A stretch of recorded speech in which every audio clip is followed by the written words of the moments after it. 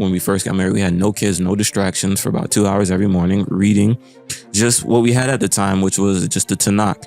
And alongside my wife would read and take notes, and we would post about it on Twitter because that's just my journal at the time. So one day I post something about the Trinity because I still had yet to unravel that story. And the guy commented saying, this is not true. The Bible doesn't actually say this. So I engaged with the guy and I'm like, okay, tell me more. Why are you saying this? Where are you sourcing this information from? And then he shows me straight out of the Tanakh that it says Hashem is one alone. There's no one else. And then I took that, and that began the journey towards Orthodox Judaism. That moment right there. Wow. How in the world does a black kid from Atlanta with Haitian and Caribbean roots, a Christian, find himself saying, Baruch Hashem, and I'm a proud Orthodox Jew? Why did he leave Christianity? One comment online about the Bible totally changed Calev's life. This episode is in memory of Shimon David ben Yaakov Shlema and Miriam Sarah bas Yaakov Moshe. This episode is Refua Shlema Yosef Chaim ben Devorah Chaya Golda. This episode is powered by Wheels to Lease, Bitbean, United Refua Healthshare, the Dream Raffle, and the OU's NCSY. Now, before we jump in, I recognize this episode will draw a lot of non-Jews to this episode. Please let us know in the comments whether you're Jewish, not Jewish, or I don't know, not even sure what you are. But whatever you are, let us know so we could get better data on who you are so we could put out episodes for you. Also, let us know in the comments your thoughts. We'd love to hear them. Here we go. Formerly D-Mark, now Calev. There's a whole journey over here. Calev, could you tell us about your background, where you grew up, and what was life like? All right. More than happy to. I grew up 50-50. I was born up here in New York, Queens, and shortly after that, my mother decided, and my father moved to Philadelphia. And that's where I got a lot of my upbringing. Big family. My mother has 4 sisters that she's really close with. It's like 12 of them all together. And we spent a lot of time, playing video games and doing all the normal things that we would do. And eventually, my mother, recognizing the environment that we were in, realized that for me to be the kind of son she wants, we would need to live in a new environment. So we finally migrated to Atlanta, Georgia, and that's where I spent the last 20 years. Yeah. Wow. Okay. So could you give us just a little background? Your parents are on, but where they're from shaped who you are today. So you can give a little background about your parents. Yeah, for sure. Absolutely. Yeah, my parents are from, in my opinion, one of the greatest countries on planet Earth, Haiti, which is a mountainous country. That's what Haiti means, Haiti. So my mother is from Jacmel, which has a really rich Jewish history, actually. There was a group of 30 or so Syrian Jewish families who fled persecution to Jacmel, Haiti. And my father is from Okai, which is like a mountain. He was literally born at the top of a mountain. It's really interesting. I've seen it. And they met in the capital of Haiti, which is Port-au-Prince. And they met they both went to Port-au-Prince, but they met here in New York. And my dad is a big musician here. He was big in church. And my mother was at that same church, and she was she was a great singer. And they just, naturally connected to each other, as the story that I've been told goes. And, they tried the first time to get me. And then, after my sister was born, I came. And that's really how they connected with each other and, got married and created me and my sister. It's interesting because I didn't know about the Sephardi Jews that were your mother. Can you tell me a little more about that? Yeah, it's really interesting. There's, if I remember the history correctly, I think it was Germany who was persecuting, I think it was many people in Yemen, Syria, Lebanon, and there was another country. And back then, Haiti was called the Pearl of Antilles, which is like a really big honor for them, long story short. And they had like this amazing president. The country was very prosperous, much, much like America would have been. And they had a open border for people to migrate there, and many of those Jews did, and they built synagogues, they had cemeteries, and created a community, and actually Jews lived in Haiti from that moment on up until I think the hurricane in 2010, 2011, whatever it was. But yeah. And did your mother ever mention seeing those Jewish people? As far as she is aware, that was history. Yeah. As far as we know, yeah. Interesting. Okay. Yeah.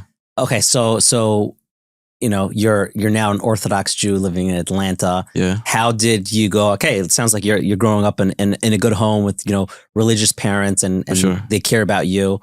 How did you go from there to becoming Orthodox? I was 6 years old when I came home from school, and my teacher gave me some instructions to do, and I came home and I told my mother, and my mother's first question was, okay, well, where's the rest of the information? I was like, what do you mean? And she's like, well, why didn't you ask more questions? And from that moment on, I've been diligent to inquire whenever I'm presented with information. So going from that moment to being roughly 19 and deciding I want to be a more religious person, I read the Christian book, the Christian Bible, and I just took it for what it was. I grew up like this, and as I kept reading, I had more questions and more questions, and I kept asking them until finally I got myself in some trouble, and that was my opportunity to, find a new path to connect to Hashem. Yeah. Could you, again, because you're talking very macro, like what specifically did you get in trouble with? So one of the first questions I had, and now this is over a long period of time, actually. I then got married and moved around and traveled and seen things and experimented with many things, but meaning when you got married, you weren't Jewish. I was not Jewish. Got it. Okay. Yeah. So okay, backstory. So in the beginning of all of this, I met my wife shortly after I graduated college, which is really where the story begins. Well, a little bit before that. When I was in high school, I was a very well-known producer in Atlanta. I created records for very big artists in the local area.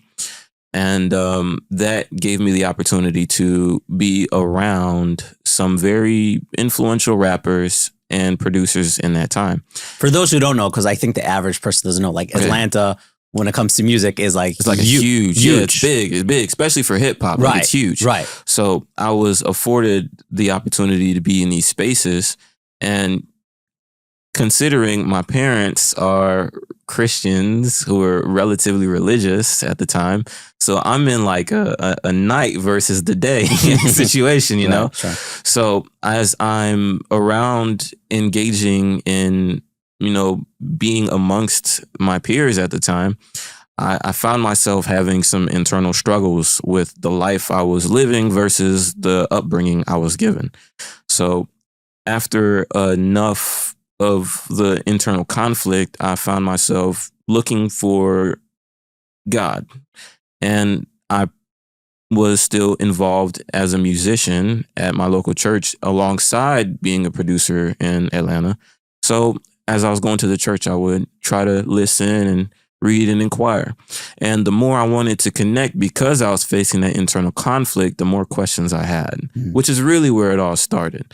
And as I started digging deeper and looking to reconcile and find a way to connect to God in the most authentic way possible, I started to be given breadcrumbs on what Hashem actually wanted from us, And the first thing that I learned was like Christmas was a fake holiday, or not fake, but it just wasn't a biblical holiday. Mm-hmm. And like neither was like Easter and these things. So we stopped keeping those things.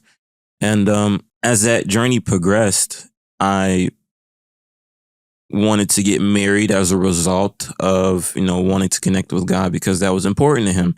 And I started looking for a wife, and I ended up finding my wife, Baruch Hashem. Really, I was given my wife, Baruch Hashem. And, that turned into me wanting to lead my family in a more religious direction, more authentic to God direction based off what we're reading. And that's really where like it hit the climax. That was the climactic point after I got married, because then I dug my heels in, I wanted to really seal the deal, Hashem, I'm looking for you, So I spent every morning with my wife. When we first got married, we had no kids, no distractions, for about 2 hours every morning, reading just what we had at the time, which was just the Tanakh. And I, alongside my wife, would read and take notes, and we would post about it on Twitter because that's just my journal at the time. And as I did that, I would gain a following by doing that. And it also attracted people to give me rebuttals. And up until this point, I've learned enough to know that the seventh day was Shabbat. I've learned that Hashem has holidays. I learned that just many things like this. So there was a lot that I've already discovered that left me open if somebody showed me something. So one day I post something about the Trinity because I still had yet to unravel that story. Mm-hmm. And the guy commented saying, "This is not true. The Bible doesn't actually say this." So I engaged with the guy, and I'm like, "Okay, tell me more. Why are you saying this? Where are you sourcing this information from?" And then he shows me straight out of the Tanakh that it says Hashem is one alone. There's no one else. And then I took that, and that began the journey towards Orthodox Judaism. That moment right there. Wow, that's great. The person on Twitter. Was that an Orthodox Jew or no? I have no idea what this guy is. Really? Just some random dude who just accepted that Hashem was one alone. Yeah. Wow. Yeah. That's so interesting. Yeah. I'm curious because, I don't know so much about Christianity, but it does seem so easy in terms of like, right, if someone, according to that religion, just believes that, Yashka died for them, then they're good to go. Yeah. Did you have that struggle of like, well, it's just so safe if you just, I guess, stay there and just accept that idea as opposed to going against all of that? Yeah, that was interesting because up until that moment, my biggest challenge with the religion was, we always hear, oh, Jews rejected Jesus, right? So I had a presupposition to feel like, okay, maybe this is the wrong path to go down. But at the same time, I had enough confidence in Hashem to know that any information that would be verifiable and factual, I can find in the Tanakh, and I can also verify through history. So I approached it like that. I wanted to see what the Tanakh had to say about Yoshke. And the more I tried to find him, the more I realized he was inserted into the book. He was never there, but he was inserted into the book. So after I realized, if I just give this a plain reading, there's no way I can come to the conclusion that this guy's the guy. I was more confident that the Tanakh would have told me something like this was coming. And since the Tanakh didn't say something like this was coming, I knew that this was a sham. Yeah. Interesting. And as you're exploring this, is there a conflict between you and your parents, you and your siblings?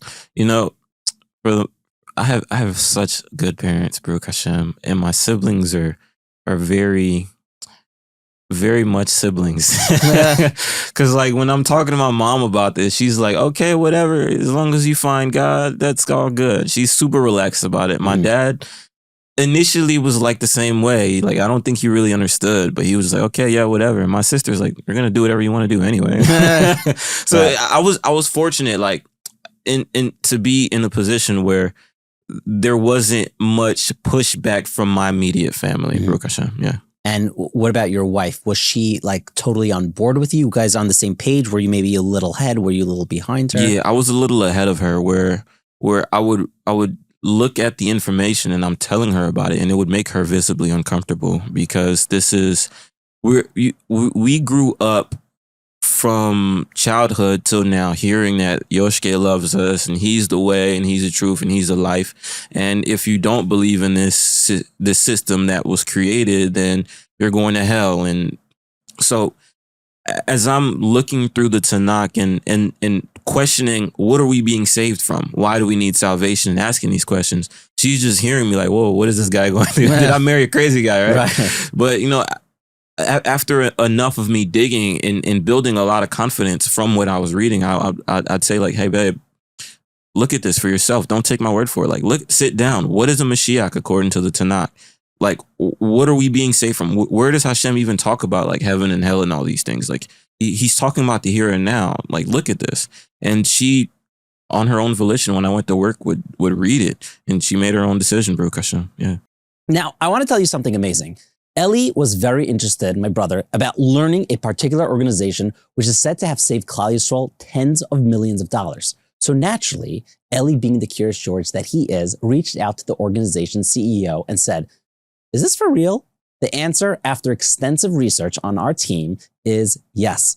Eli ended up sitting down with Rabbi Moshe Katz of United Refua Healthshare to find out what a Healthshare even is and why people should care to learn more. No, it was not a paid episode because we don't do paid episodes at Living L'Chaim.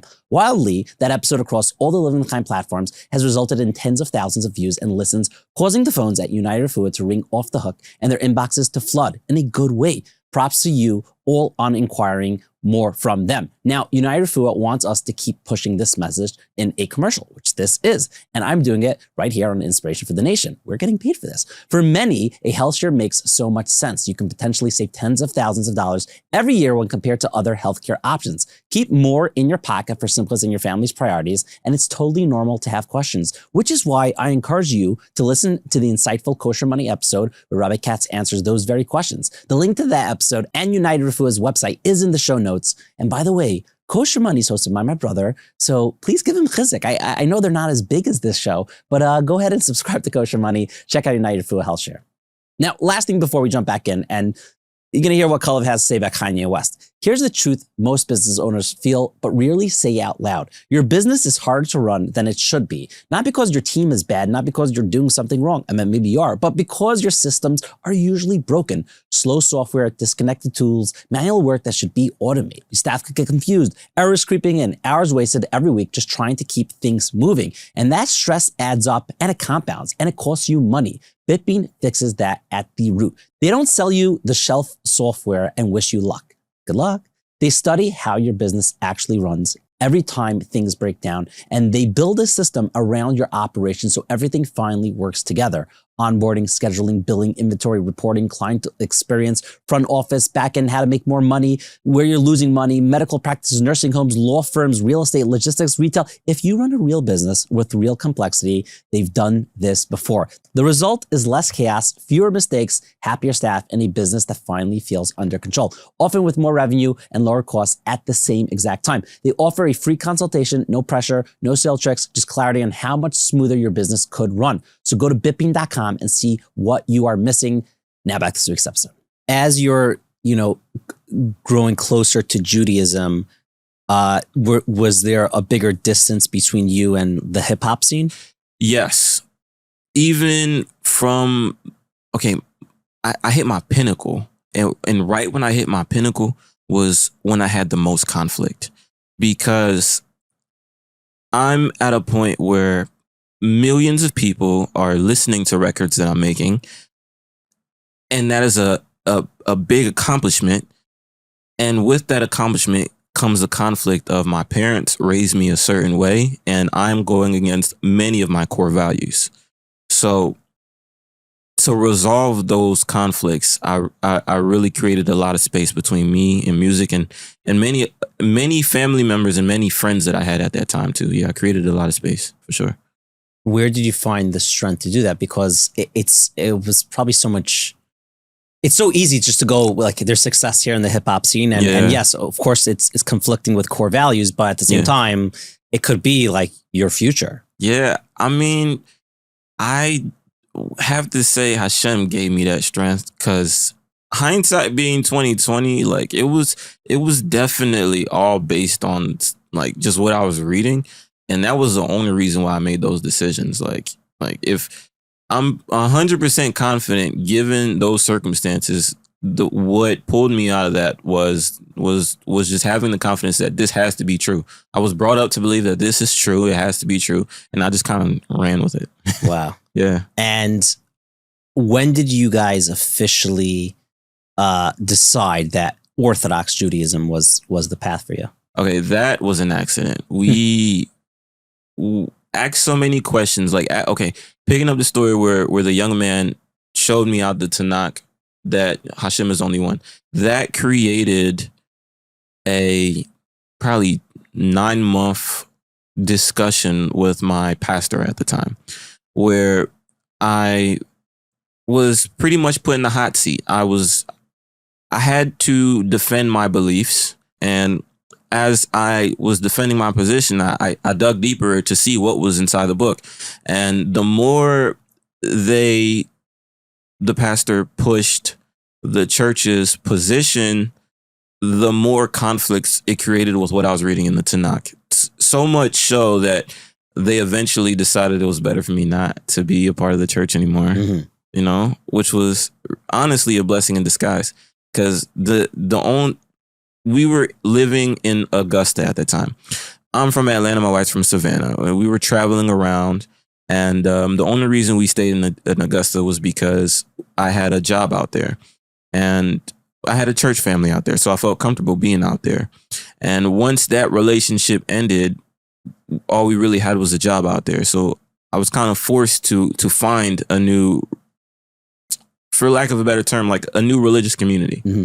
So we tried going to a Messianic church. I call it a Messianic church because it's technically not a synagogue. Anyways, a Messianic church, and they were very welcoming, Baruch Hashem. And from what I could tell at that level, because I still believed in Yoshke at that time, I saw a lot of compatibility with what I was reading in the Tanakh. Mm-hmm. And that made me feel comfortable. And we stayed there for many months, actually. They were very welcoming. They treated us nice there. They were actually Jewish people who just ended up believing in Yoshke for whatever reason. And that gave us a lot of background knowledge into, like, you know, like Mishnah and like Talmud and like Jewish sources. So that opened the door for me to learn more. And then I started noticing conflicts between what they had and the Jewish sources. And the next step from there was actually a pleasant move from there to the Chabad of Augusta, where I called the local rabbi there, and he told me Shabbat service was 9:30 in the morning, and I came and they fed me cholent, and the rest is history. Yeah. I'm curious, for someone who never had cholent before and then has cholent, like, what is that like? I'm gonna be honest. My first impression of it was, I'm going to take a little bit of it. That's fair. Yeah. And I took a little bit of it, and it was good. So I grew with it. And then they put meat in the cholent. Yeah. That sold me right there. Yeah, for sure. Right. Yeah, for sure. Yeah. So interesting. So is once you mesh with the Chabad, that's when you started going down, I guess, this journey of orthodoxy. Yeah. There's these young Sephardi boys there. You know, a Sephardi. You know, Sephardi's in the room because they're gonna let you know. And they used to let us know they were Sephardi, and they would always see me coming in every week, and they'd be like, "Why are you here?" I'm like, what do you mean? Why am I here? I'm coming here because it's Shabbat. Like, what do you mean? Are you converting? I was like, no, I didn't know what conversion was at the time. Wow. So they were just like, are you sure? Like, you keep coming back every year. Are you converting? Like, you're not Jewish. You don't have to be here. Are you converting? I was like, no. But after about a year or two of that, we grew relationships, and we learned a lot more. I finally approached Rabbi Fisher and was like, hey, I think I want to convert to Judaism. And he was very accommodating. Baruch Hashem. Yeah. At that point that you want to convert, are you scared to leave everything else behind technically, or were you ready? I've got like a all gas mentality. If I like set my mind on a specific direction, I'm going for it. And it's a bit bold because like what if it fails, what if something goes wrong, what if this is a bad decision, I don't know, but like I just kind of locked in on the decision, and like a big part of it, the influence was like, okay, this is Hashem. Like Hashem at that point I was so convinced that Hashem kept his people, and like this was where he was.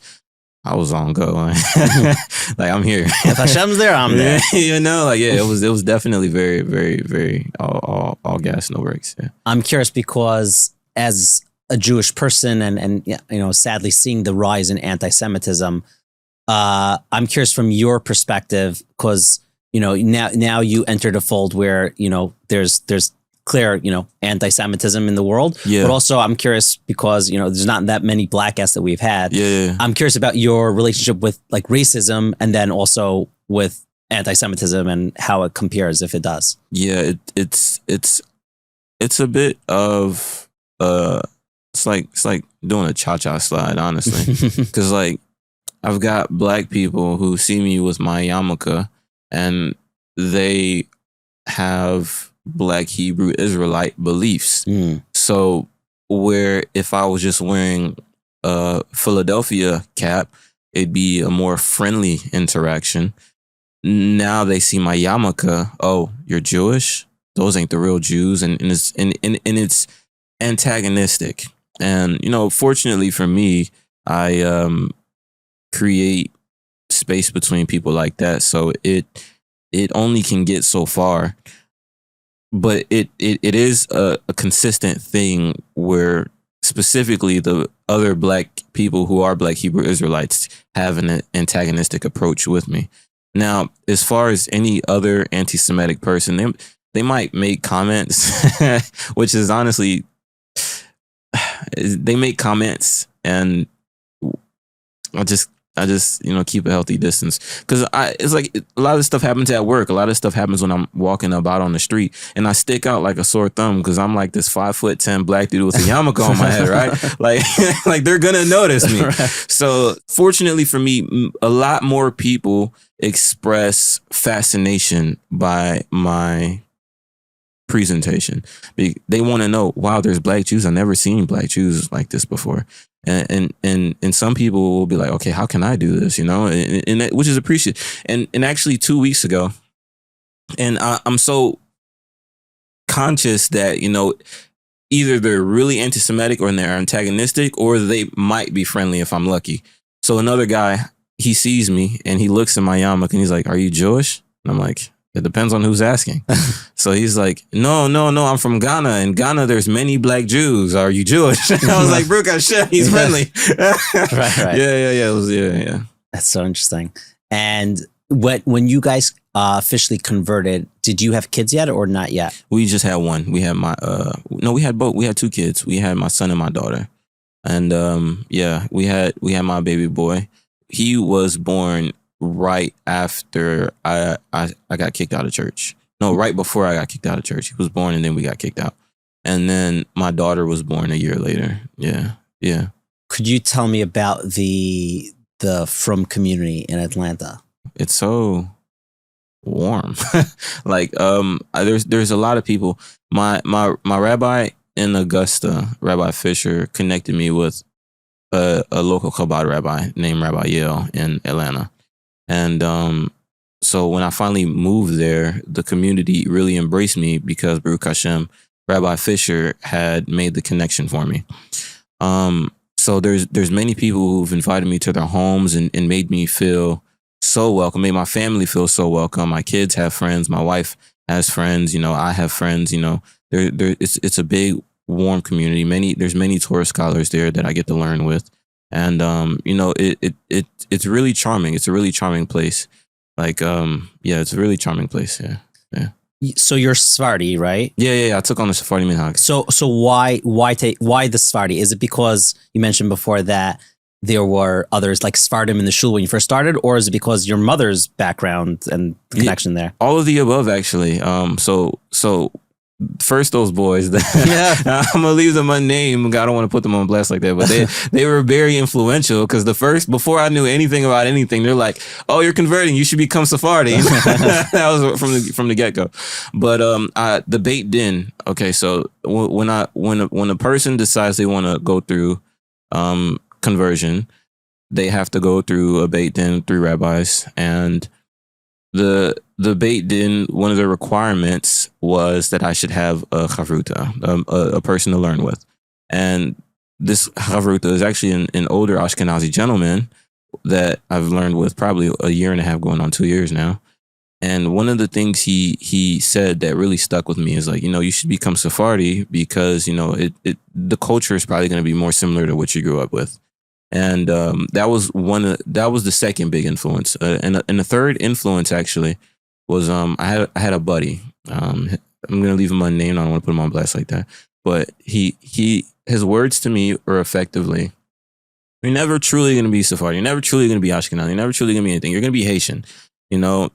You grew up a certain way. Whatever you can keep that's gonna be kosher, you should keep." And like, that really hit home for me. And like, when I found out there were Sephardi Jews in Haiti, I was like, nah, this has gotta be it. Yeah. Wow. So that was a big decision. And I talked to Rabbi Yale, knew about it, and he made me feel comfortable. He told me, like, if I'm gonna make a decision, I'll stick with it. So the Atlanta community is, from what I hear, a unique community. We have all different shuls on the same block. So we got the Chabad, we got the Sephardi shul, we got the Bex Jacob, which is the big shul, and all these shuls on the same block.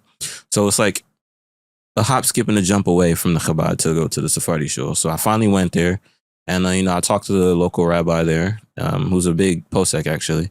And I asked him, I was like, "Hey, this is what I want to do." When I converted, I had the Chabad Minhagim, but I want to be Sephardi. Is like, can I do that? Is that like a thing? He's like, "Yeah, you can do that. Once you do it, you can't go back, but yeah, you can do that." So that was like the transition. Yeah. So cool. Yeah. We will be right back to this week's episode, but first, let's talk about Wheels to Lease, the smartest way to get your next car. I know you're listening to this likely at the end of 2025 or 2026, but a car can become one of your biggest unnecessary expenses, and it can also be one of your biggest headaches. When it comes to Wheels to Lease, they hook you up with the right car for you. They'll even tell you, by the way, we recommend not to get that car. Oh, you need a better price than that? We could hook you up. If you need any car help, leasing, buying, selling, whatever it is, call my good friend at Sal. You can give them a call at 718-871-8715. Send them an email, inspire@wheelstolease.com, or you could go on their website, wheelstolease.com/inspire. And of course, in the show notes, we have a direct link to the WhatsApp of Sal. We're going to be right back this week's episode, but we have a very special guest in the studio, kind of a mini interview. Rav Shmuel, could you tell us why you're here in America?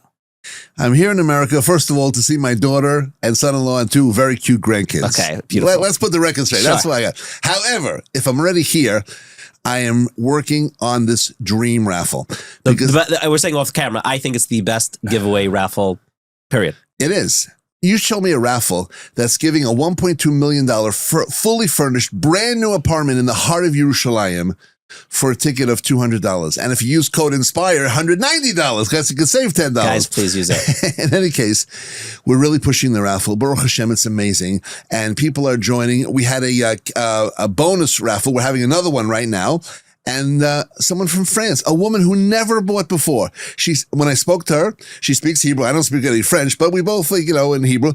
And she said she heard that we support Chayalim, soldiers, and she said, "You support IDF soldiers, I'll support you." She bought 1 raffle ticket and won a $15,000 bonus. Wow. So it's worldwide, and we're giving people the opportunity to you just need to buy 1 raffle ticket. You could obviously buy more if you want, but 1 raffle ticket and you can win a brand new apartment in the heart of Yerushalayim. It's amazing. It's beautiful. And I've said this before. I know the person who won last year. He took the cash and then... He took the cash. There's a cash alternative, which is fine. Yeah, it's amazing. And, we don't ask that. But you know something? I brought something for your viewers to see. Okay. I know that a lot of people listen to this, so if you're watching it, see this? Oh my gosh. This is the key. It. This is the key to the apartment. You win, you get this key. Can I hold it? You can hold this key. Here it is. I'm like channeling Hashem. Please help me win this because I joined the raffle. I buy a ticket. This is really the key. Where's the camera? Yeah. This is the key to the apartment. And Bezrat Hashem, it would give me great pleasure to give this to someone who heard this on Inspiration for the Nation. I'm davening for that. First, I'm davening for that. Second, I'm davening that I'm the one. But it might look too much like a setup. But like, if an Inspiration listener wins, I will be so happy. And maybe we'll interview them as part of this for next year. That's great. So it's important to know that you put in code INSPIRE. Sure. Okay, as you see on the screen, and you save $10. But also, we're giving 1+1. So you buy one ticket, you get two. Buy five tickets, get 10, and so on. So this is a great raffle, and the money goes to amazing things. You know, Am Yisrael Chai Foundation, which is the organization that I founded that runs the Dream Raffle. You know how many people are on salary? 0. Wow. You know how much rent we pay? 0. There's no administrative cost. There are costs associated with the raffle, yes. Sure. But after that, all the money goes to support amazing projects across Israel that build up the land, that strengthen the Torah, that support the IDF, that really do wonderful things for the land, the people, and the Torah of Eretz Yisrael. Amazing. We're going to obviously link everything below. Where's the best place that they could go to buy their ticket? TheDreamRaffle.com. For some reason, somebody took Dream. Okay, so we have TheDreamRaffle. Sounds a little cooler, you know? Yeah, The Dream Raffle, or TheDreamRaffle.com. And put in code INSPIRE. And then I'll call you and you'll tell me, I heard it on Inspiration for the Nation.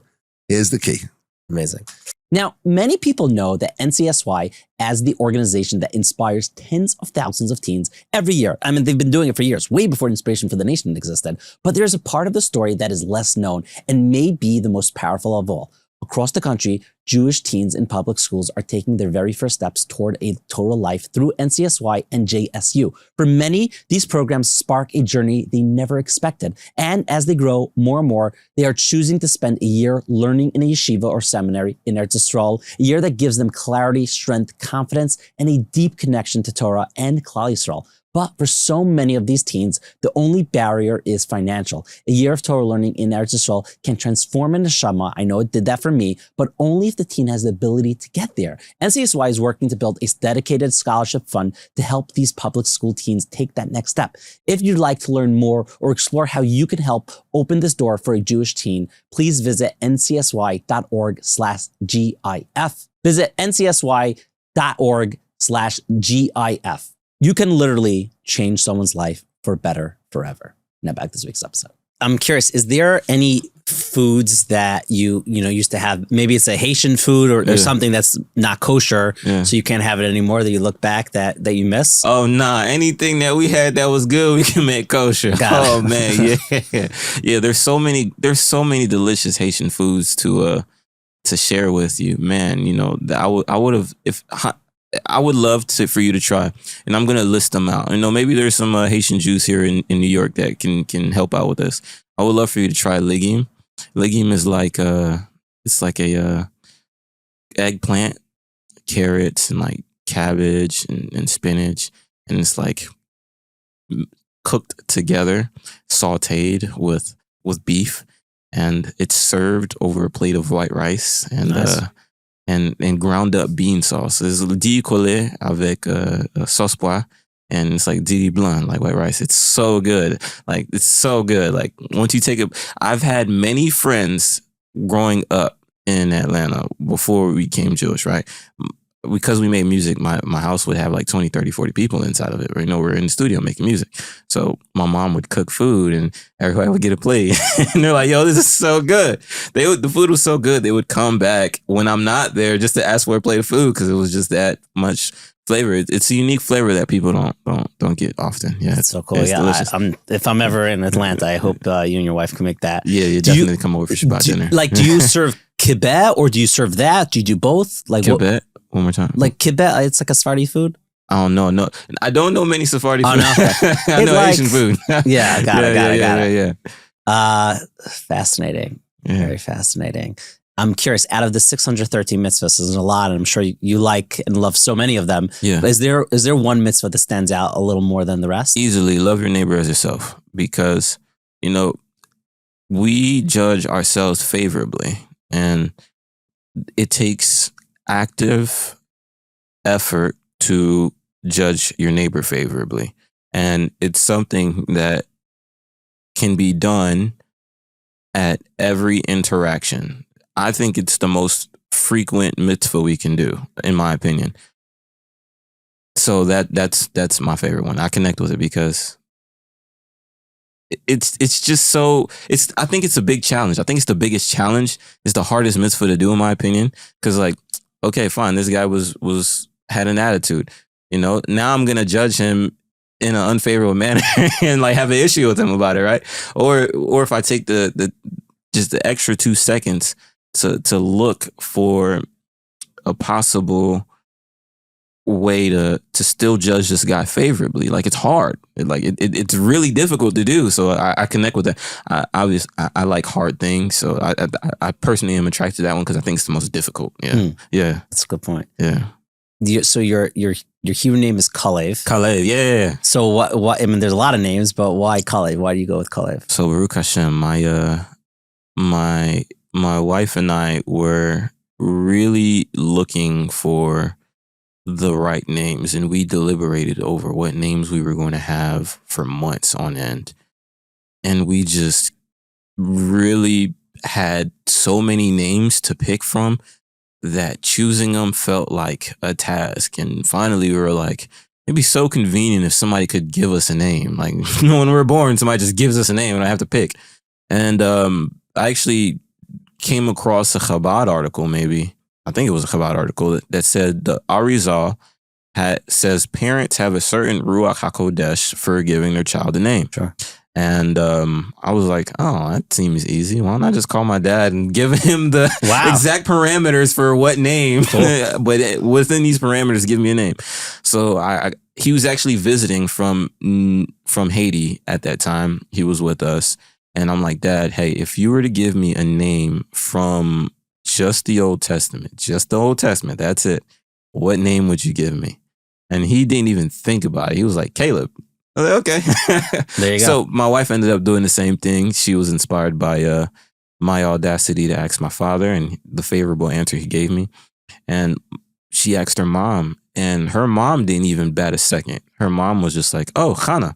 And then my wife was like, I thought about that name, and, I really connect with her. And it was just a done deal from that point on. Wow, that's so cool. That's really cool. Yeah. So many people don't necessarily have the opportunity to get married again. Usually when they do, it's to another person. Yeah. But you had your wedding back then when you weren't Jewish, and then when you converted again, you have another wedding. What was that experience like? The old saying is, if you do it right, you won't have to do it twice. Yeah, well, we did it right and we got to do it twice. Baruch Hashem. So comparing our second wedding to our first wedding was really small. It was like me and my wife, we got married in Augusta together. That was it. It was us, no family or anything like that. We had a reception, but that was it. And the second wedding, which shout out to the Atlanta Jewish community and Chabad Togo Hills for putting that together, was magnificent. I mean, like, I had the opportunity to see my wife in a white dress circle me 7 times, and we got to be under a chuppah, making a commitment not only to each other, but to the Torah. Like, that was beautiful. And then this time, it wasn't just my family and her family got to be involved and be present at the wedding. Like, there was a whole community of people that came together for the celebration. And that it really cemented with me that celebrations and weddings in Judaism is a communal thing. Like, we go through hard times together. We celebrate together. But this nation is a very communal nation. And I mean, yes, coming from October 7th and seeing the response the entire nation had and how much care we had for hostages was moving. And that was like a big tragedy that we all went through together. And then to see the other side where it's like, it's a wedding. You guys known me for all of like 6 months. And yet, because I'm part of this nation, we're celebrating and we're being basimka together and rejoicing together. Like, that whole night just cemented, like, yo, this is family. Like, it really made a big impact on me. Yeah, for sure. Amazing. Yeah, for sure. So what are you up to now? Are you still in the music scene? Did you get out of that world? Yeah, I make kosher Caribbean music now. I feel like you're heading the genre. Like, who else is? It's just, I mean, we've got like, Baruch Hashem, thank you Hashem, make some phenomenal, reggae tracks, and I appreciate that. And I just want to fill in the gap that I am aware of. I make kind of like danceable Caribbean music. Some people say it's Afro beats, some people say it's reggae, but it's just Caribbean music. It's stuff that I grew up hearing, and I'm comfortable making that because coming from where I was, and part of it comes with a lot of acknowledgments too. Like the likelihood of me doing millions and millions on a record that I create is this world and that world is just two different worlds. So now I create music with the intention to influence another person, to give you something that's going to brighten your day, that's going to connect you more to Hashem. So I make this music now with more kavana and with more alignment to the values I was brought up with. So I do make a lot more music now, and I'm a lot more happy with the music I make now. That's beautiful. Yeah. So if someone wants to find you, where's the best places to find you? Easily YouTube, and they could just type in my name, Calev, Gene, Caleiv, and then Jean, or they could find me on Instagram or your Facebook or TikTok, wherever your favorite place to consume media is. Okay, yeah. We're definitely gonna link it down below. For sure. I'm not sure when we're gonna release this interview, but as of now, there's a very popular video going around with Kanye, now known as Ye, with the Kabul. His name's escaping me for the second.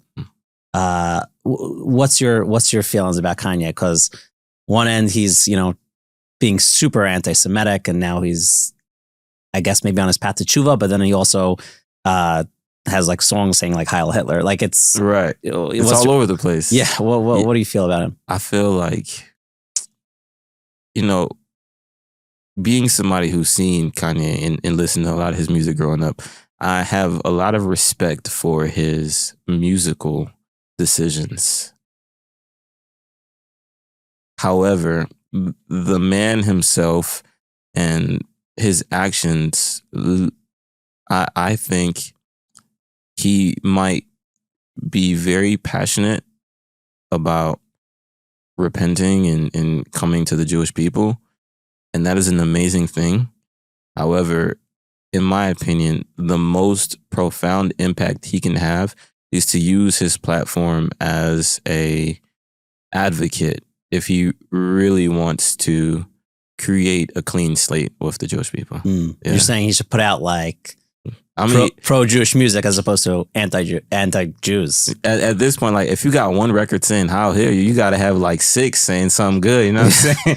Yeah. I think it was Awkward Bacher on Twitter. He said like, "I can't wait for Kanye to do a collab with Thank You Hashem." Yeah. I forgot exactly what the tweet was, but it was pretty funny. Yeah, that's what I think. Yeah, for sure. Wow. Okay. Yeah, I hear that. Yeah, or Matis Yahoo, either or. Right. Exactly.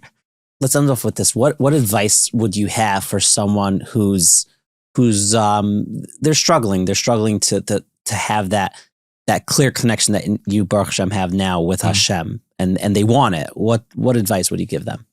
Man, that is a valuable question, and that because connecting to Hashem is like that's like foundational, and if a person is having a hard time on our foundation, the whole building is shaky. So this is a very, very important question, actually. If a person really wants to connect to Hashem, and I have a lot of biases coming from the world I come from, I got lucky. I read so much Tanakh that how Hashem behaves became very apparent to me. He's very consistent. And I also spent a lot of time doing a lot of tefillah, a lot of prayer. So if I was to tell somebody who really wants to connect to Hashem, I would tell them to do exactly what I did because it worked for me. Like spend an inordinate amount of time studying Tanakh. because you'll get to see how other people connected to Hashem, why they connected to Hashem, what they were connecting to Hashem about, how he responded, and it'll just give you a framework to go based off of. And then the other half is just to talk to him, like be very consistent and frequent in going to him with any and every challenge. Like in the Amida, we say we do it 3 times a day, and at the end of it, it's like we in Hebrew it's like Yehi Ratzon. I'm not drawing a blank here, and then it's like Netzor or something, and then after you say those 2 passages, you repeat the first Yehi Ratzon, and you have the opportunity to say your own personal prayer. Right, to insert your own personal prayer. Yeah. And I take every time I do it, I take the opportunity every single time. I'm hitting the yes button.